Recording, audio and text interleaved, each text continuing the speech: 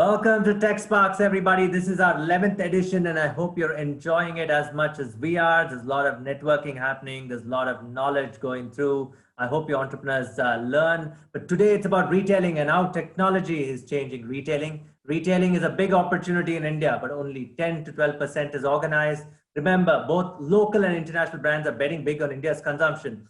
BCG predicts that India's retail opportunity will grow from 750 billion in 2020 to 1 trillion by 2025, okay? But the COVID has changed everything. The industry has to deal with a lot of resets. There are changing strategies, there are uncertainties, but at the center of all this is technology, which converts these uncertainties into an opportunity, okay? Today's discussion is featured around powering the future of retail in a post-pandemic world, and talking to us is Hari Vasudev, the country head and SVP Technology, Walmart Global Tech India. Hari joined Walmart after it acquired homegrown e-commerce major Flipkart. As you all know, he's been with Yahoo in the past. He's been in the technology industry for 30 years, and he's seen the whole chain of technology, you know, from mainframes to whatever the API-driven world today. He can tell you about anything. But by the way, Walmart obviously is a global leader in retailing, right? And it's also the most valuable company in the world in terms of revenues. It has 11,000 stores globally. In India, it has 25 cash and carry stores and whatnot. I can go on forever. They are an integrated play in India today. They under the Flipkart umbrella. They do B2B and B2C, which we're going to talk about. Hari, welcome to the show. How are you? Doing well, Vishal. Thank you for having me. You know, when you introduced me and talked about how I've seen everything from mainframes to open APIs, you made me feel a tad old right there. It is experience. Knowledge counts. Knowledge counts. That's true. That's true. And I'm sure. And today our audience is all young people wanting to obviously learn from you and build startups. You know, work with Flipkart, Walmart. You know, and obviously change the world. We are living in such a dynamic world, and the COVID has only accelerated our collaboration and digital transformation, right? Very true. But before that, a quick introduction to Walmart Tech, Global Tech India, right? I mean, we would love to know. I remember I used to come to the office in 2008 when it started, but a lot has changed since. You have 3 centers. You're in Gurgaon and Chennai also. How's the journey been? Right. The journey's been fabulous. You know, I think if you think back, as you rightly mentioned, we started in 2008. And I would say that for the first several years, it was probably a little slow, and it reflected to a large extent the overall sort of approach to technology at Walmart, right? Where we had a very separate online and offline business, and the technology stacks were not very integrated. But in the last 4 years, and particularly in the last year since Suresh Kumar has come in as the Chief Technology and Chief Development Officer, we have been on an accelerated journey, both in terms of accelerating the business to be a lot more omni-channel. And we'll talk about how COVID has helped accelerate that journey even more. But also from a technology perspective, we have become a lot more focused on really delivering those omni-channel experiences through integrating our technology stacks better. And part of the rationale of creating a single technology organization under Suresh Kumar and bringing all the different elements of technology under one leadership and one organization was really so that we can transform the business through technology and deliver better value to our customers on the back of technology. So in that sense, I would say it's a great time to be at Walmart, and it's an even better time to be in technology inside Walmart. It's just a fabulous ride, and it's only going to get better in the coming years. You know, and for people to understand, this team builds for global organizations, right? I mean, Walmart, every country works with Walmart India in the global tech organization, right? That's Do you want to tell us about that, please? Sure.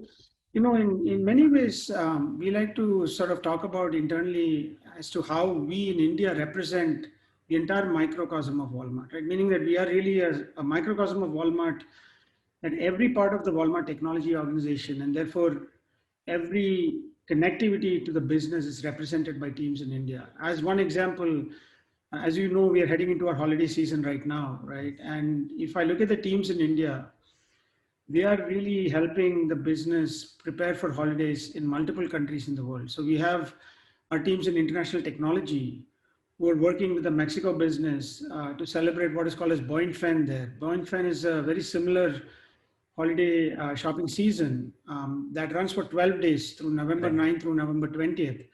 and is a very, very critical time of the year for the businesses in Mexico. Another example, obviously, in India is where we build the retail platforms for what used to be Walmart India and is now called Flipkart Wholesale, right, which is a B2B play in India. Correct. And obviously, Diwali is coming up on November 16th, and we are gearing up for the peaks in India. And of course, our teams really are geared up to support the US peaks as well. And this year, because of COVID, we're actually changing the holiday concept a little bit. And we've just announced our holiday dates. We're going to have 3 major events in November. So our teams are supporting all of those efforts across the globe. We support Walmart in South Africa, which is called Massmart. It's a company that does business in South Africa and in 10 countries in Africa. We support the technology efforts in Chile and Argentina, in Canada and the UK. So you name it, and in every market, teams in India have a contribution to make, and that's what makes the whole thing so exciting, because the sheer variety that you see in terms of customer behavior, in terms of how businesses are providing services and value to the customer, and just the different kinds of products and services that we launch, right? Because our international strategy is also to have very strong local businesses powered by Walmart.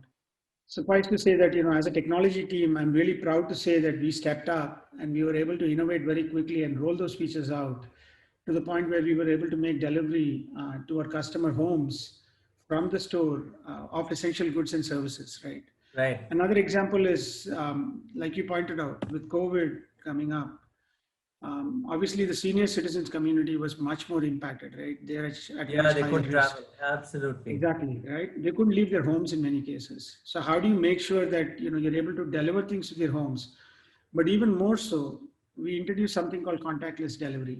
The idea is that when you order online, you can choose to opt for contactless delivery. And what that meant is that when the driver shows up with the items that you ordered, they would just leave it at your doorstep, take a Yeah. quick picture, upload it, and then once we receive the picture in our backend, we would actually send a message to the customer saying the order is there. You can open the door and pick it up. And so the senior citizen in question would never ever come into contact with the driver.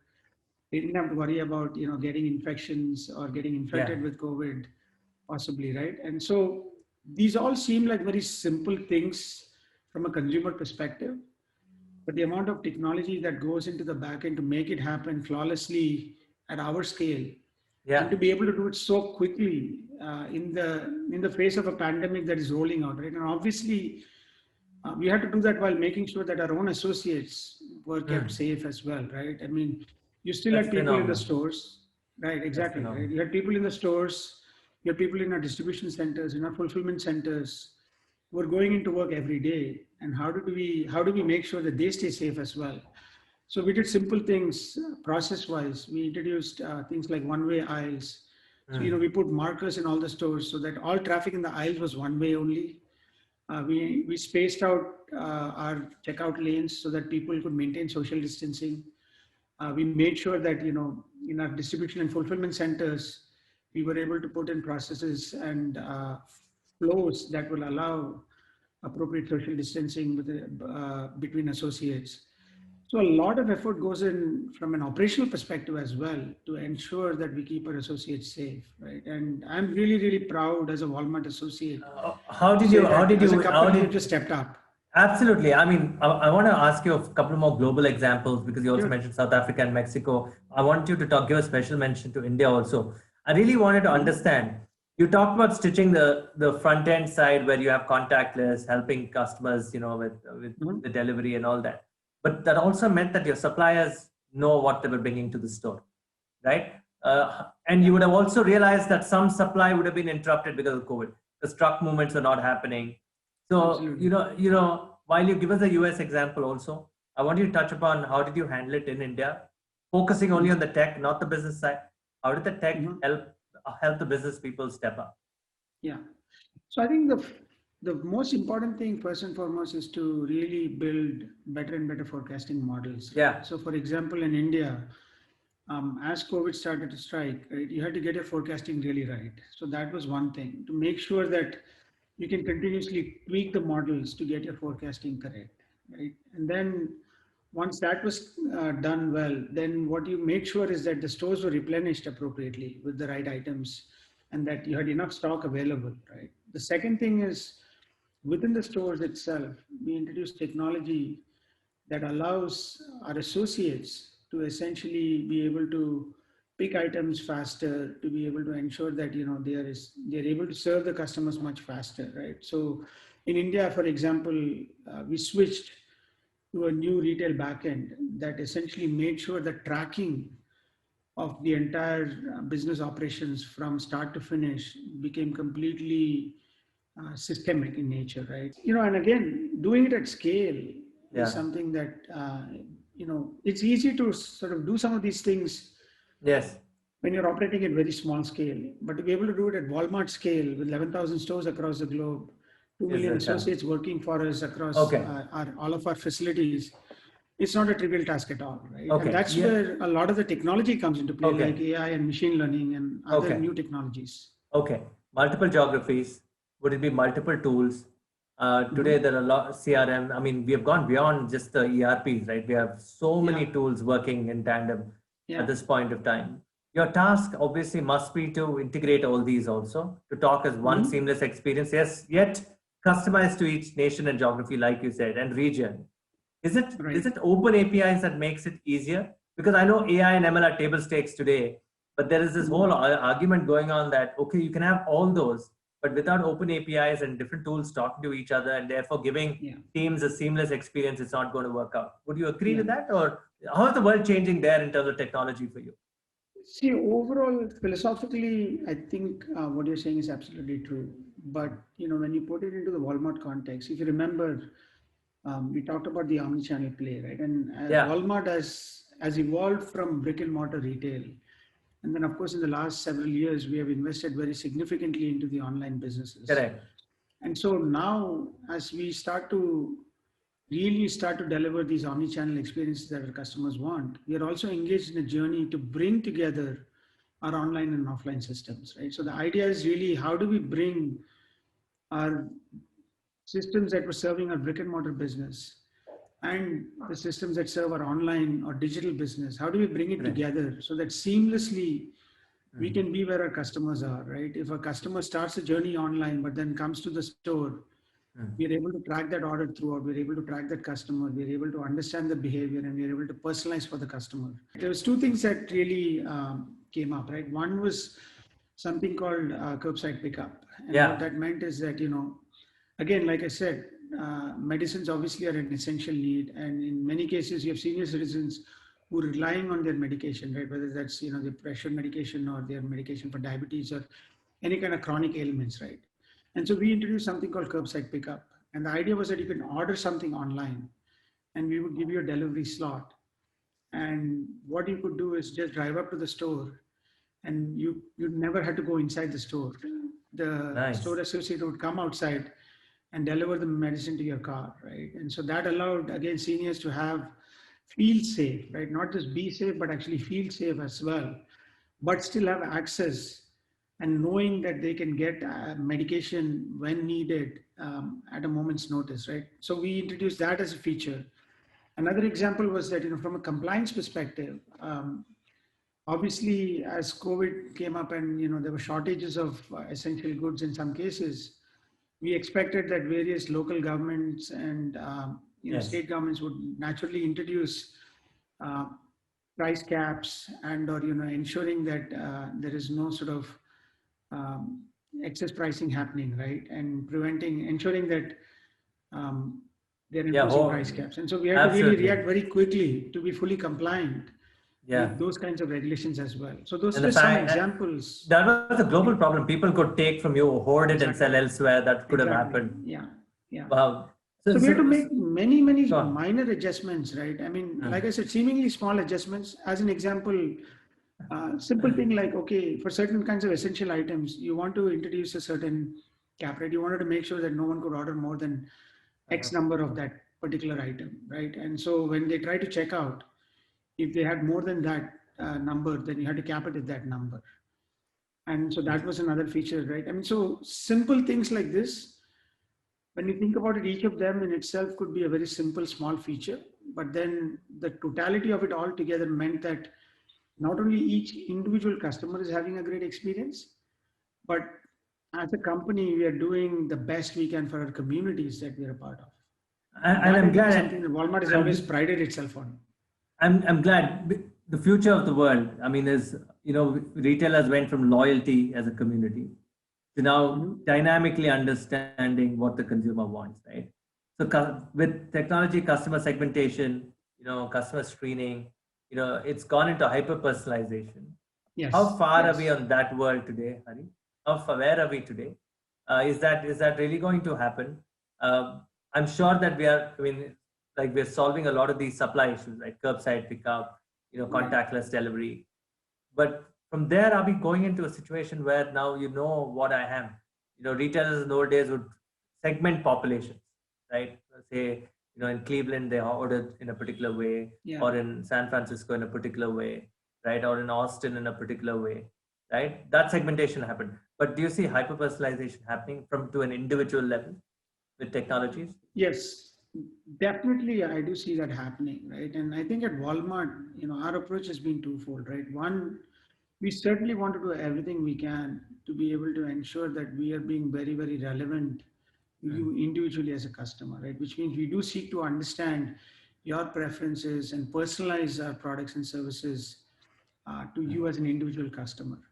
That said, we are also extremely cognizant of the fact that we have a awesome responsibility to each and every one of our customers to ensure that their data is protected and safe, yeah, and that we are ensuring that we don't compromise the privacy of our customers ever, right? So what you will start to see is us paying a lot of attention to that aspect as well, to ensuring that we are maintaining the data and the sacrosanctity of the data for each customer is always maintained.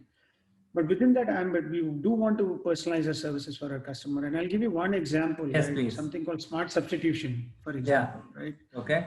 So this is this notion that when you order groceries online, right, you decide that you want a certain set of items and you have a basket, right? You create your basket and then you submit that order. And then the way our online grocery business works is that you submit the order, you pick a delivery slot, and then you just drive to the store, and associate walks out with that with your basket, and then they load up the trunk of your car and you're off and away, right? So you never have to go into the Yeah. store.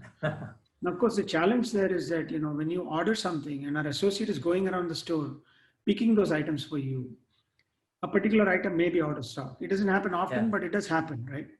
Correct. I'd agree with that. Excuse me. No And problem. when that Please. happens, how do we ensure that we are giving you a substitute, right? Now, of course, I can always pick up the phone and call you, but that's an expensive proposition. You may not be reachable at that time. We don't want to disturb our customers. So over time, what we have learned is we have learned your preferences, and that could be based on brand affinity. It could be based on other things that we know about you based on your past purchase behavior. So we look at something. What we do is we've constructed something called as a retail graph, which has affinity at two dimensions, right? Affinity as a customer, meaning that what do you as a customer prefer when it comes to certain kinds of items, certain brands, and so on. And then the other is affinity in terms of products, right? Which products are related to each other and therefore serve similar demographics of customer and so on. And so we build these machine learned models, which then allow us to do automatic substitution. And then we have to apply various rules, right? So clearly, as a customer, when we do the substitution, we want to make sure that the substitution is of a like good, and Yeah. preferably it's at the same or higher price, right? So that customers don't feel like we're substituting some cheaper item for an item that they have ordered, in That which is case we'd have to do fantastic. a refund. I just want to interrupt you there and we'll stick on this point Sure. itself because, the marketing and sales guys watching this say, hey, these technology guys are just talking. But guys, this is a Yeah, future. This is how your margins will be impacted. Imagine if there was no smart substitution, you would lose out on $10. That's say 700 exactly. rupees, for example, right? Exactly. So say you have to be able to communicate that to the customer. And the customer gives you a Exactly. thumbs up, it's increase in margins. It could be your very own private label. This is Yeah. something for all you aspiring retail associates to understand and why technology is important. And that means technology is completely converged in our lives, Ari. You can't ignore Absolutely. it. Every business function, Oh, the associates to the planogrammy, planner, the supply chain planning committee, they cannot ignore technology. yeah. No, so, I mean, that's a great point, Vishal. So the way we think about it, right? When we think about the key constituencies for us as a technology organization, right? It's obviously the customer, right? Obviously, one of the key values of our company is service to the customer. But equally, it's the associates, like you said, right? We have 2 million associates, some 2+ million associates across the world. Now, that's more associates working for Walmart than many companies have customers, right? Yeah. So how do you build systems, and as we call it, how do you build consumer grade tools? Because many of these associates are in stores, in supply, in distribution centers, fulfillment centers, in the front line.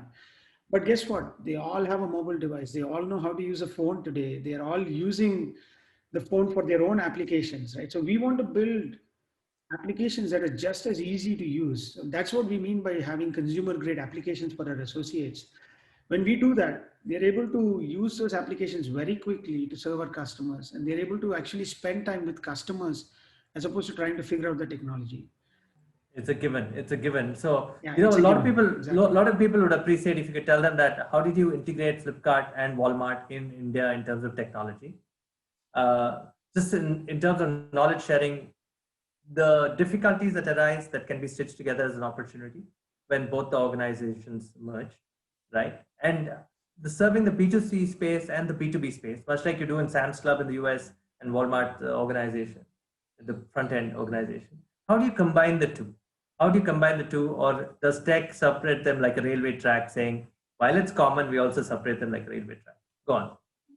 Yeah, so I don't want to get into the details of Flipkart as Yeah. a whole in a whole Yeah. lot, right? Because as you know, Flipkart is run as a very separate entity. And Absolutely. when we acquired Flipkart, we decided that, we're going to keep it as a separate entity, Good. Fair focused point. on innovating for the India market, right? And of Fair course, point. as you're aware, they've recently taken over the Walmart India business as well, and Yes. that's now called Flipkart Wholesale.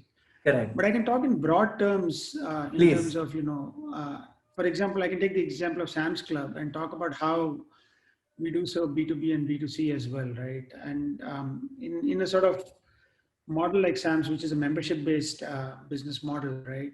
What you have is in Sam's Club, you have a lot of customers who are both end consumers and who are small and medium businesses, right? And so we have simple mechanisms and workflows that allow us to cater to both. So, for example, for small and medium businesses, right, we can actually do either home delivery or we can have them do Yeah. something called pick up from club. And how do you create an experience that allows you to actually either deliver the order to the home or allow a pick up from club, regardless of whether you ordered it online or not, right? And so, simple examples like that is essentially how we have brought together technology in a way to effectively serve Yeah. a mixed demography of customers, if you will, right? And Okay. in India, on the B2B side, like I talked about, right? If you think about it, in the Walmart India business itself, obviously served other businesses, right? So there was a Correct. lot of small and medium enterprises, kirana stores, and so on.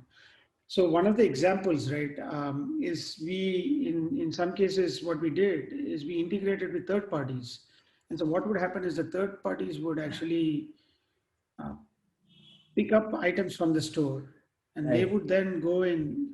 So we have only 25 stores in India today, right? And in some cases, for example, in Hyderabad, the store typically the catchment area of the store is within a particular radius, but there are many small and medium businesses that are just outside the catchment area. So by using a third party integrator who can come in, pick up the items, and then sort of deliver into a slightly separate catchment area that is just slightly outside, was a great model that worked really well, right? So there are many such models that we continue to experiment with and that Okay. will continue to evolve. And I think more and more what you'll start to see is we'll be a lot smarter about how we use technology. And so this is again goes back to the point I made earlier about having these horizontals and really Yes. focusing on building core capabilities. Because once you do that, you can then stitch together these capabilities like you talked about a little earlier. And by stitching together these capabilities, you can introduce Nice. any number of different flows, right? And so as customer behavior or consumer behavior evolves, as different demographics of consumers need to be served, you can bring these different technology elements together and And you stitch can do together it real very time. unique You can flows. do it real And time you have to do also. it real time. Absolutely. Exactly.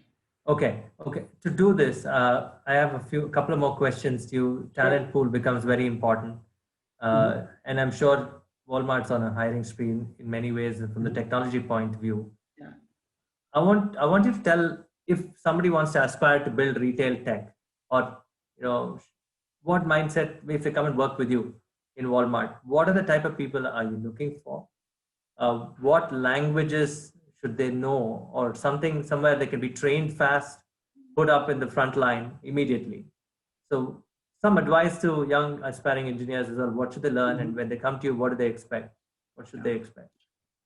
I think, I will really sort of answer this question in two ways, right? Yes, please. One, I'll talk about our values as a company, right? And that'll give you a good sense of what are some of the key things we look for. And then the second is, I think I'll relate a story from our CEO, Doug, right? And in fact, Shraddha and I talked about it in the past as well. So this is Yes. something that you've probably heard of. Please. But as a company, right, our value system is very simple, right? We have four core values. It begins with service to the customer. So whenever we look for people, we want someone who's very, very passionate about serving the customer and who's really always putting themselves in the shoes of the customer and empathizing with the customer and building with the customer in mind. So that's one key thing, right?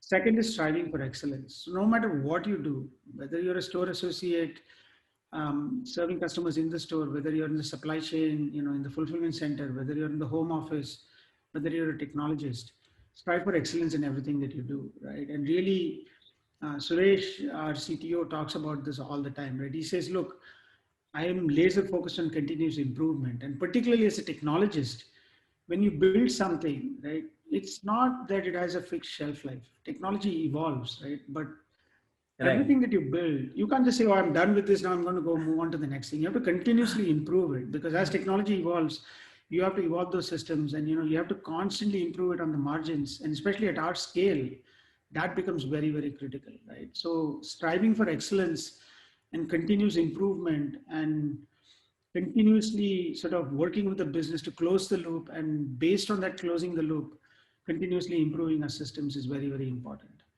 The third thing is respect for the individual, right? And this is something that, again, we believe in very strongly, which is that we do believe that we are the place.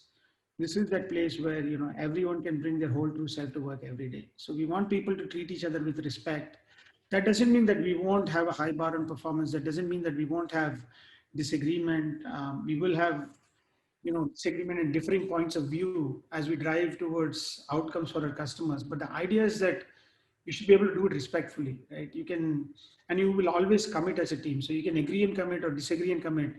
But once a decision is made, we all want to be committing to that, and we want to make sure that our associates are respectful to each other. And then the fourth one, which is really sort of mom and apple pie, meaning stable stakes, is really integrity, right? Everything that you do, you always want to operate with integrity. And so those are the four values, right? So in some sense, what we do is really focus on that when we hire for it, right? As to the individual technologies, look, the reality is technology is evolving, right? I Yeah. mean, today, if you think about a lot of the technologies that people are learning in colleges and schools, and when they come out, these are all things that didn't exist when I started my career, right? And again, at the risk of aging myself, it's fair to say that much of the technology today, at least certainly the technology at the cutting edge, whether it's in mobility, whether it's technologies like React and progressive web applications and so on, didn't exist when I started Yes. my career. But I think in many ways, the extent that I've been successful, what has really helped is the ability to really continuously learn, right? So one of the Mm. key things that we look for is really people who are passionate about technology, who really believe in using technology to serve our customers better, and who are essentially lifelong learners, who are really always looking to keep themselves up to date and continue their journey of learning. And not just in technology, right? Learning when it comes to how to work with each other, learning when it comes to how to be leaders, how to manage people, how to influence people. So both the hard skills and the soft skills, right? We want people who are lifelong learners, who are passionate about customers, who are passionate about their Yeah. job, and who are passionate about their work. And that leads me to the story that I want to tell Of you, Doug. right? Yeah. It's Go really on. interesting. So, as you may be aware, right, when the Flipkart deal was being discussed, Doug and his leadership team came to India, and this was about 6, 7 months after I had joined Walmart. And so, of course, you know, our associates were very keen to meet Doug. So we had organized a town hall, and Doug took the stage. And one of the first questions that came to him was actually from a new college grad, someone who we had just hired from the campus. And he stood up and he said, you know, Doug, I've read your sort of story, and I know that you joined Walmart straight out of college. And in fact, you had an internship at Walmart loading trucks. And here you are almost, 25 plus years later, running the company and standing up on stage and addressing all of us. So what's your advice to someone like me who's just joined new? What will it take for me to be in the same position that you're in 25 to 30 years, right? Do a great job in your current role. Step up and volunteer to do more when presented with the opportunity to do so, and always take people with you. And so those are some of Yeah, the attributes that we look for in people when we hire them, right? We want people who are passionate about technology, who are looking to do great things at scale, who enjoy creating that kind of impact using technology, but who also operate uh, in complete alignment with the values of our company, right? basically, if you join a Walmart Tech in India, Global Tech in India, right, you're serving the global market. Period. So Absolutely, you have to take pride that you're a globalized company. And Hari, absolutely. that's been a very insightful discussion. And Thank you. lot of takeaways here, really insightful. Again, that guys, you can build for scale today because all the resources are available. Just look at the cloud, it's changed so much. I mean, we talked Exactly. about APIs too. Ari, again, thank you once again. I'll come visit you soon. And keep sending in the Absolutely. questions, guys. I hope you're enjoying Tech Sparks. Hari, thank you for being with us on 11th edition. Hope to have you again soon. Thank you. I really enjoyed it, Vishal, and I'm a big fan of your story and TechSpark. So thank you for having me, and I really look forward to future interactions as well. Thank you.